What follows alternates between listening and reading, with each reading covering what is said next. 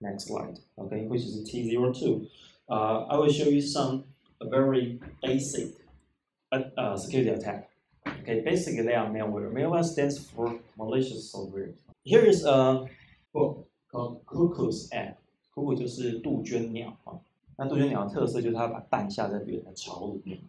Cuckoo's Egg is a very old book. Okay, you can simply just Google it and get this page from Wikipedia. In about 1980s, okay, there's a very severe attack. You have to notice that it is in 1980s, which is no one has personal computer at home. Most of the computers are built by the university. It is a very interesting security story. You can check it out in the library. Okay, I would like to show you an example. This example is called Blaster Worm. Blaster 中文翻译成暴风嘛 ，worm 就是蠕虫的意思。Okay, let's take a look at this. Okay, we call malicious software attack. Okay, you simply just connect it to the internet. So that is you. You are a victim. Okay, the right hand side is the target host, which is your PC or your notebook, your server, which is connected to the internet. Okay, the left hand side is the attacker. The attacker would like to invade, 就是入侵。Invade your personal computer or your server by using certain vulnerability. Vulnerability 中文翻译成漏洞啊 vulnerability. Such kind of vulnerability might occur in your software. Okay, so in this example, your Windows PC has a very special service called RPC. Okay, you don't have to know what is RPC. Actually, it's just a service provided by Windows, and it's on in your PC. Okay, so that's from left hand side. That is attacker. Okay, attacker has a malicious binary file, which is created by the attacker. That the name is msblast.exe. It is an executable file. Okay, let's follow the number. Okay, the first step. The first step is the attacker execute this malicious file.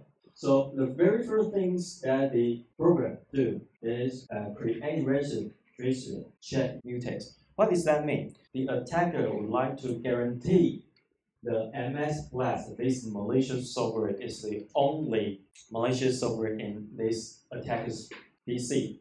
就确保它是这个 PC 里面唯一的坏的程式。The first thing is to make sure the msblast.exe is the only malicious program attacks PC. Okay, that's the first thing. Okay, and the program will be in the memory and try to do attacks. What is in this worm code? The second step. The blast attack, they will try to probe 就是探测哈 probe different IPs 就是不同的 IP all over the entire network. So it randomly choose about 20 different IPs in the entire internet, randomly. Because your PC is connected to the internet, you have an IP address, right? It sends the TCP packet from the worm code by using something programming to the vulnerable RPC services, okay, which is at TCP port 135. After three handshaking, the worm blaster says, okay, the socket is connected, so the service is right there, and I connect it to the services by using TCP handshaking. And then, step number 3, after they do this, establish such kind of connection, the worm code check the current date. Because the target of this attack, this blaster attack, is to send a lot of traffic from the infected host to a third-party website, which is windowsupdate.com. Okay, at a specific date, all those infected hosts will send a lot of traffic from those infected hosts to windowsupdate.com. Try to DDoS, distributed denial of service, this website. So that website goes down. Okay, that's step number 3. Step number 4. After the worm code set up the TCP connection with your vulnerable RPC services, and step number 4 is they're trying to bind the service, bind the interface, and send exploit the code, which means there's a very specific vulnerability to the routing, okay, which is a bug. It's a programming bug in RPC service, and the worm code it knows how to trigger that bug. So by sending a very specific packet, which includes the very specific exploit code, and after the RPC service receives such kind of packet and try to process this packet, and this packet will trigger the internal bug of the RPC service. Okay, that's it.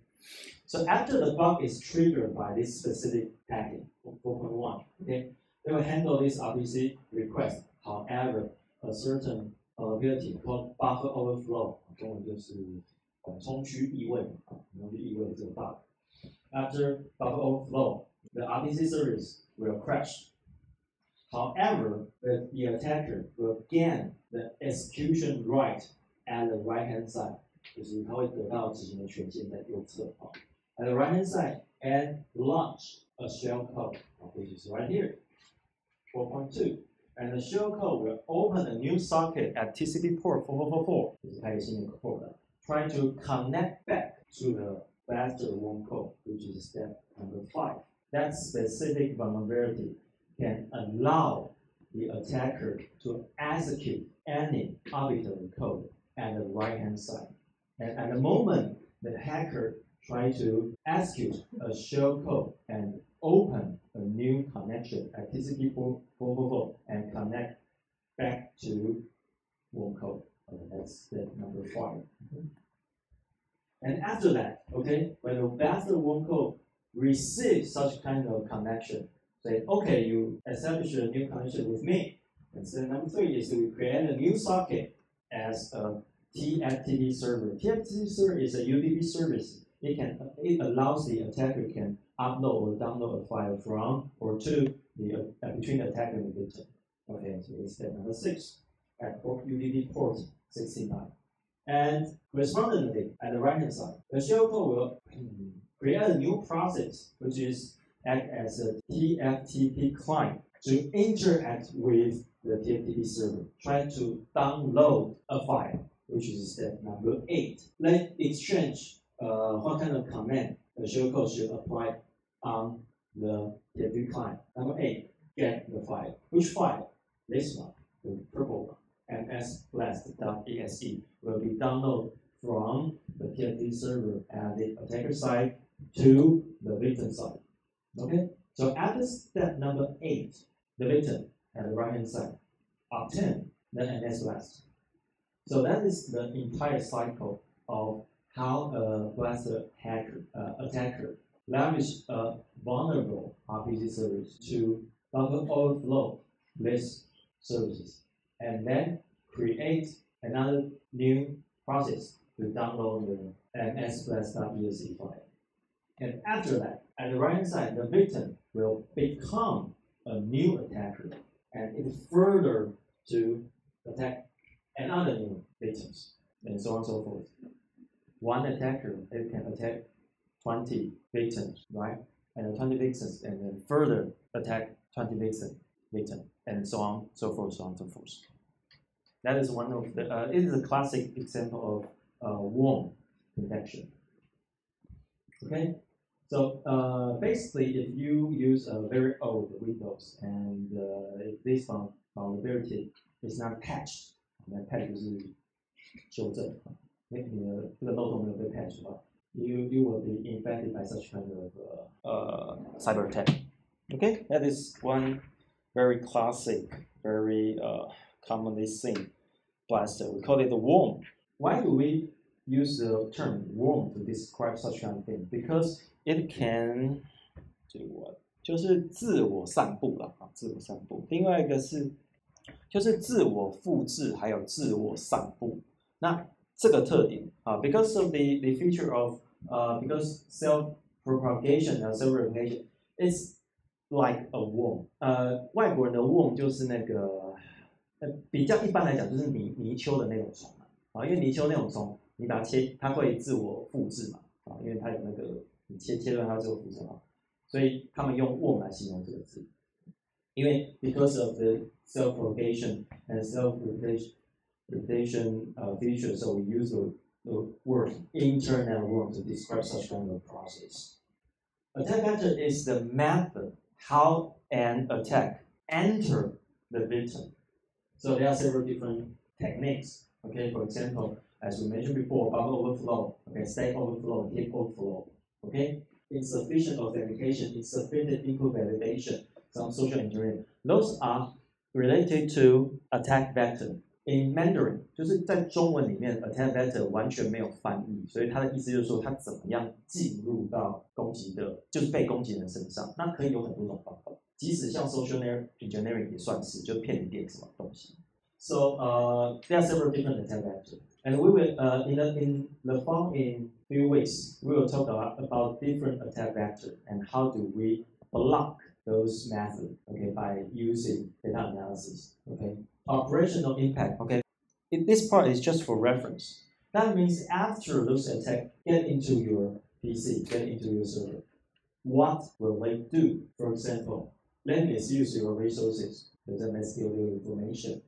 Root compromise, okay? They set up a lot of programs hidden in your PC. You do not aware of your PC has been hacked, okay? These things we call rootkit. 中文也没有翻译哈 ，rootkit 就是 rootkit， 它不让你知道它在你的电脑里面。Most of the time, they install malware, malicious software. 我们会看不同的东西，我们怎么样用分析的方法去把它们抓出来。Okay, we'll use different analysis algorithms and tools to figure out how to identify them and how to detect them. Denial service, as I mentioned before, most of the worm, okay, when they infect a lot of vulnerable hosts, they will ask them to perform this distributed denial of service. 就是中文翻译成分散式的阻断服务啊 ，they will ask those infected victims to perform denial of service. Okay, we will introduce several different prevention systems. Prevention 中文就翻译成预防的系统。When you do the monitoring, you have to detect such kind of attack in your system. So by collecting a lot of information, how do you identify such kind of attack by using AI or machine learning techniques? That is what we do in the following weeks. Okay. Spam. Sometimes they send a lot of spam mail. Spam 就是垃圾邮件。We will show you a spam mail detector. 就是垃圾邮件阻拦器之类的啊。When you receive several mails, how do you detect which one is spam mail, which one is a normal mail? And there are several machine learning techniques that we can apply on spam detection. 好，这种知道就好了哈，因为我后面都有在讲过哈。Defense, okay, for some reason, okay, we can mitigate such kind of attack. Mitigate 就是减轻啊 ，or remediation. For sometimes you can eliminate 就消灭嘛 ，or you can simply just mitigate 就是减轻。Okay, it depends on how good is your detection algorithm, right? Of course, if your system has been hacked by the malware, do the recovery. That's just for reference. We'll go over these things later. How do we identify an attack? I think this is the most important things. So basically, please make sure you understand these two different, we say, philosophy. First, the reason why we need the detection system is because we receive a lot of email, we receive a lot of packet, we receive a lot of files. Okay, if you're a security manager, you receive tons of data, but how did you know which one of the packet, which one of the email, which one of the file is malicious, is suspicious? We don't know, so we need a detection system to help us to make the decision, right? There are two types of detection philosophy. 就中文翻译成你有两个概念 ，OK? The first one is called misuse detection. Misuse, in Mandarin, misuse 就叫做误用，但它的中文很不好啊，因为你完全不知道误用什么意思嘛。The other one is called anomaly detection. 啊，这个很重要哈，要讲啊，因为这个跟我们后面学的东西有关系哈。What is misuse detection? If you go to the custom border, 就是海关 and there is an officer, right? And they present your, for example, passport. In the meantime, how do this custom officer know you are a good guy or you are a bad guy? If you are a bad guy, he will not allow you to enter his custom, right? If you are a good guy, okay, then just go. how do custom office do such kind of decision? Basically, we believe there are two different philosophies, which is quite fit in these two philosophies. The first one is misuse detection. It means the custom office has a list of bad guy. Okay, the name of the bad guy, his ID, his fingerprint, his profile, anything about this bad guy. So when the bad guy present his passport, okay, and they check the password, okay, that is exactly the bad guy on the list. So I cannot allow him to pass the custom, right? So the first philosophy is you as a detector, you exactly know who is the bad guy, what the bad guy looks like, what the spam mail looks like, what the bad file looks like, what the attack packet looks like. So you have a list of bad things. But how did you construct such kind of bad list? So every time when a new attack found in the internet, there are a lot of security analysts. So they capture the packet, okay, between the attacker and the victim. And they analyze all the communication between the attacker and the victim. Or they analyze the purple file. They try to figure out if they can find a signature. They try to find out if they can identify a signature. Or sometimes we use another word called fingerprint. 中文翻译成那个特征啊，指纹我们通常不会翻啊，就是特征啊。If you can find a very specific signature or fingerprint of this attack, no matter it comes from the purple binary file or it comes from the communication pattern between the attacker and victim, no matter how, the security analyst, they can figure out certain specific byte or byte string or a communication pattern between the attacker and victim, and then write it down as a signature. Signature means we can uniquely identify, okay, that is the attack. Okay, so every time a new attack occurs in the internet, security analysts will do such kind of profiling process. Profiling 就叫做侧写，就是把它描绘下来。Trying to do such kind of profiling process and try to figure out what is the signature or fingerprint of this new attack and write it down and send it to antivirus software or firewall. So every antivirus or every firewall will receive such kind of report and say, okay, there's a new attack and here is its signature. So every time when a packet pass by the firewall or a file arrive in your PC and your antivirus system would like to check this file, they will check against the signature database or the fingerprint database to make sure this file, this packet, or this communication pattern, if it matches the known attack. It simply like what? Like the custom border office. It has a list. For example, the top 100 bad guy from FBI. Okay, they announce a list. They check against the list with you, which is present in the border, right? If you matches one of the bad guy in the list, the officer blocks you, so you cannot pass the border, right? So that's what we call misuse detection. It is very useful for known attacks because these attacks happen somewhere in the internet, in another country, and some security expert spend time to analyze it and announce the signature. So everyone else, every firewall, every antivirus program, they know there is a new attack, so they can check against the list. So it has a very high accuracy. Because the signature is uniquely identify the incidents, 对吧？因为它可以唯一辨识它嘛。So it's quite simple. It has a very high accuracy because the signature should uniquely identify this attack. Okay, that is misuse detection.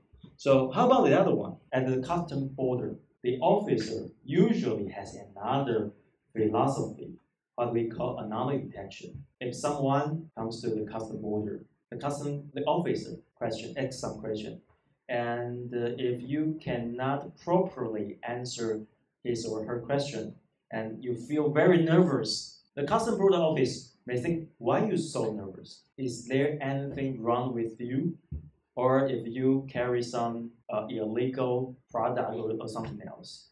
So sometimes the other approach called anomaly detection is very important because it describes normal behavior. The customer border may think, okay, a general tourist they may feel comfortable when they pass the border. But if you're very nervous, there must be something wrong, right? So basically, anomaly detection in Mandarin it is 那异常为什么叫异常？异常就叫异于正常嘛。So you have to know what is normal. You have to define what is normal. And then if there is some package, some file comes into your system, and you check against with the normal behavior, the normal model you define in your system. If they are deviated 就是很远相异的意思哈。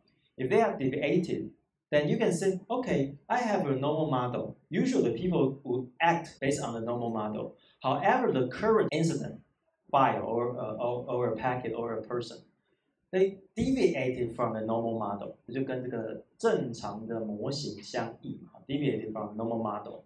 Then I can say they are suspicious. Deviated from norm. So those things are suspicious. But however, are they truly attacks? The answer is not necessary. Deviated from norm does not imply it is attack. It just simply says, okay, it is not like the normal behavior which is stored in my system.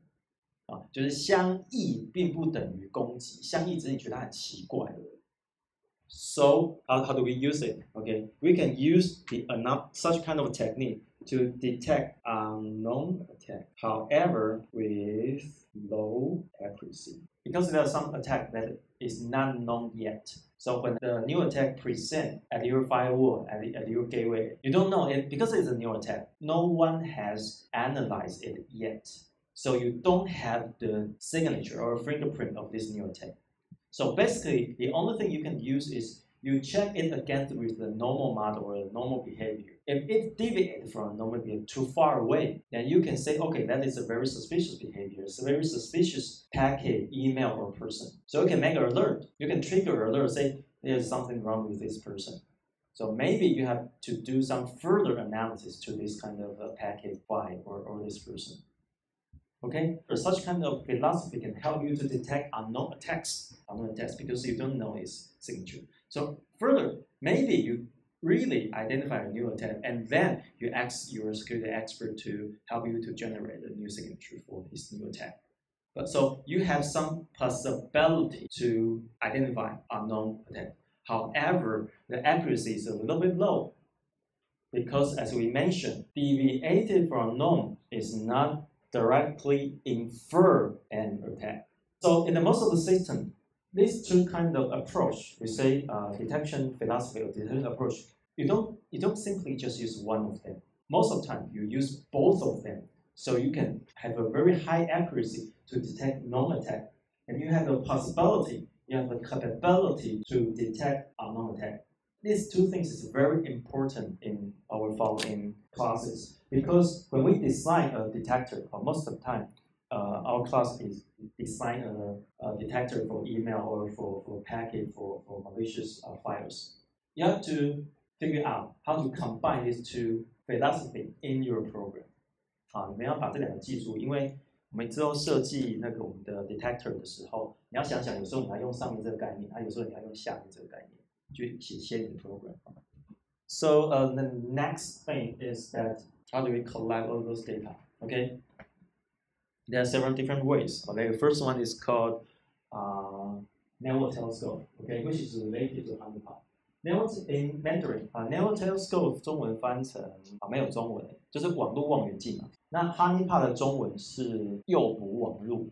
honeypot 就是那个蜂蜜的罐子。因为蜂蜜罐子很甜，所以它会吸引昆虫来所以那个 honeypot 在英文里面是吸引的意思，所以中文翻译成诱捕网路。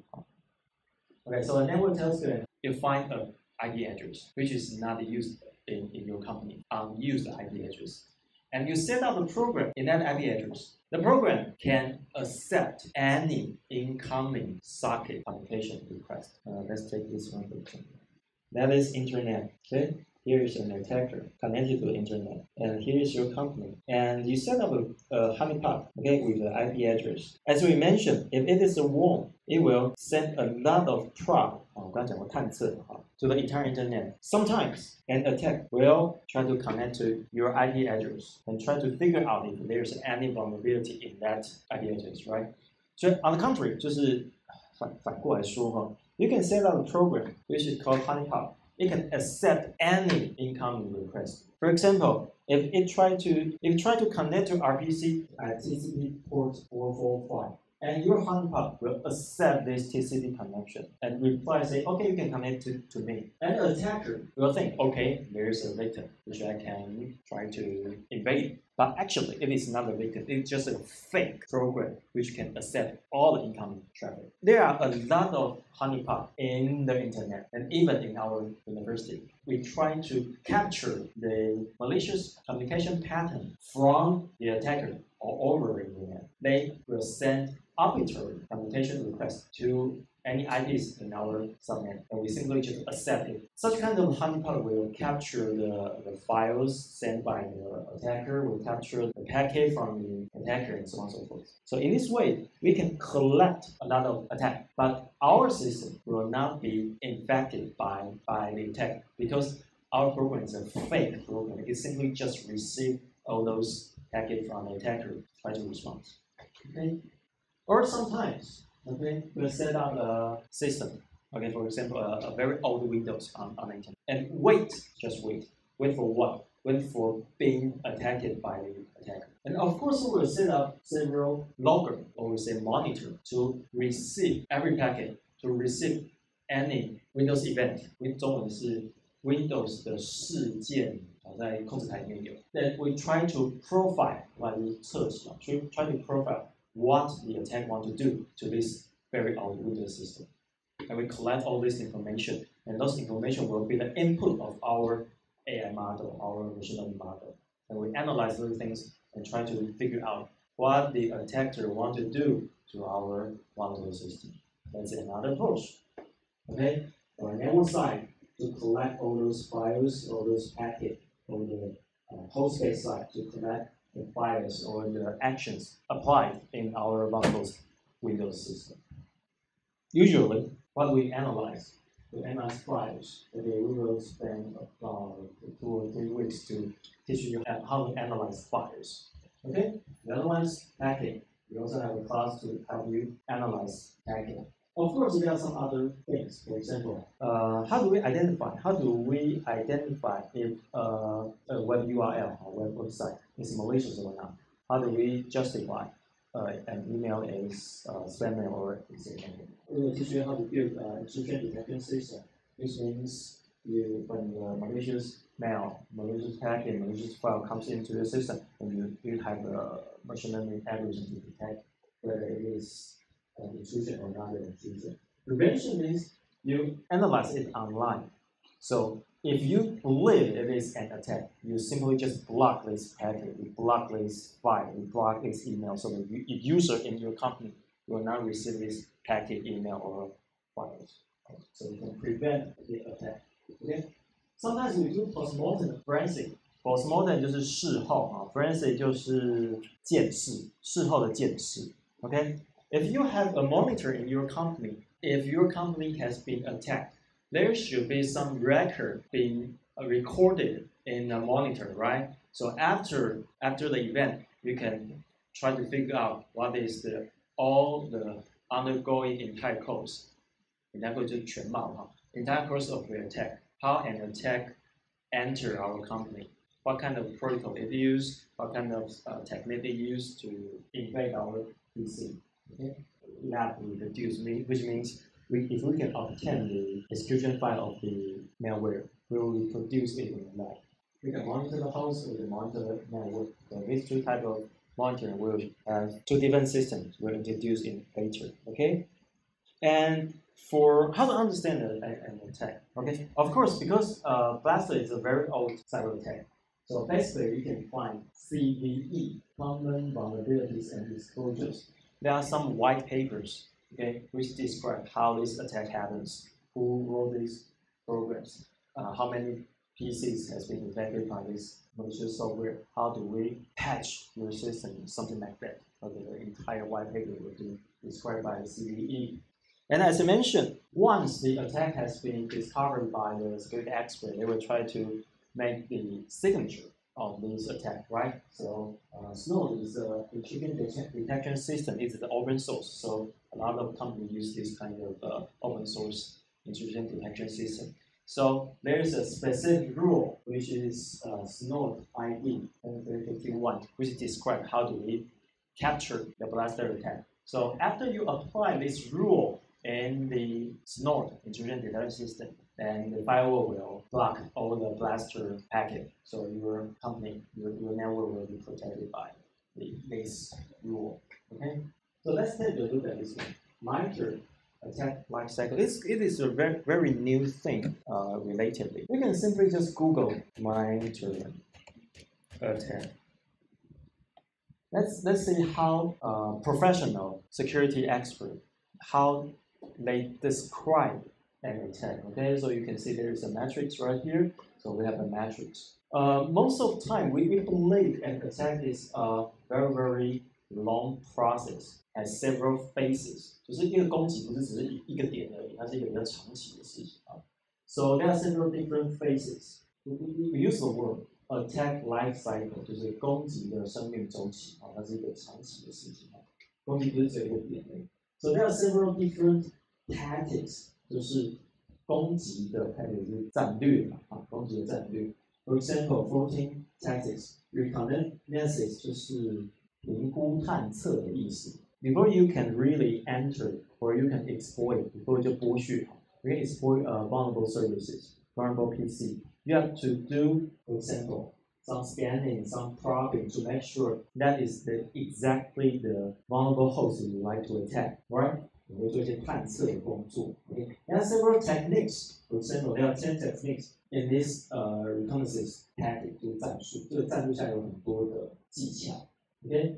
For example, initial access. It is another tactic which is described. Okay? If you want to access that vulnerable services or vulnerable PC, okay, there are several tactics you can do. We will describe some of them in the following course. And how do we countermeasure such kind of attack? How do we use AI to do countermeasurement to detect such kind of initial access tactic, for example, drive-by compromise? We will do that too, okay?